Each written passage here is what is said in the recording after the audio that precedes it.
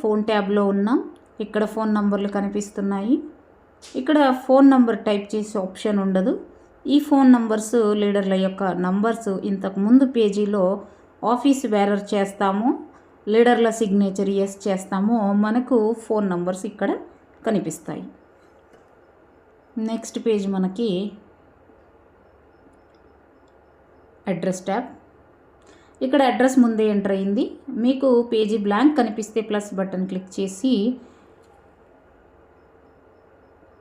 చేయగానే మనకి ఇక్కడ బ్లాంక్ పేజీ కనిపిస్తుంది. ఈ బ్లాంక్ పేజీలో మనం ముందు ఫెడరేషన్ నేమ్ కనిపిస్తుంది. అడ్రస్ లైన్లో మనం మన యొక్క అడ్రస్ టైప్ చేయాలి.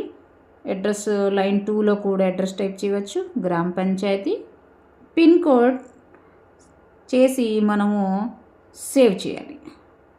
Data save successfully. Okay, next పేజీకి వెళ్దాం. ఈ రకంగా మనం అడ్రస్ సేవ్ చేసి మనం నెక్స్ట్ పేజీకి వెళ్దాం. ఇక్కడ మీరు చూడవచ్చు బ్యాంక్ డీటెయిల్స్ కనిపిస్తున్నాయి. ఈ బ్యాంక్ డీటెయిల్స్ NRLM MISలో యాడ్ అయి ఉన్నాయి. ఇక్కడ ఎడిట్ బటన్ క్లిక్ చేసి అన్ని డీటెయిల్స్ని ఒక్కసారి మనం చెక్ చేయాలి. IFSC code, bank, branch, account number check చేయాలి. అకౌంట్ టైప్ జనరల్ ఉంటుంది. ఒకవేళ మీకు ఒకే అకౌంట్ ఉంటే జనరల్ ఉంటుంది. మీ వివోలో వివిధ రకాల అకౌంట్స్ ఉంటే CIF, CEF, అదర్ని కూడా మీరు సెలెక్ట్ చేయవచ్చు.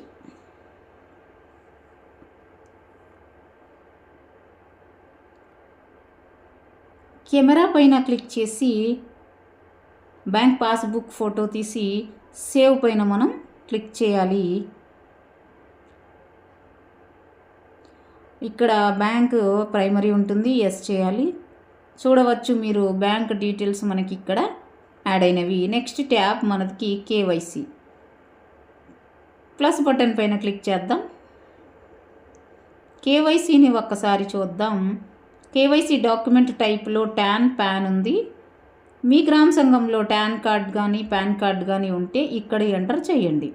ఒకవేళ మీ వివోలో పాన్ లేకపోతే క్యాన్సిల్ బటన్ క్లిక్ చేసి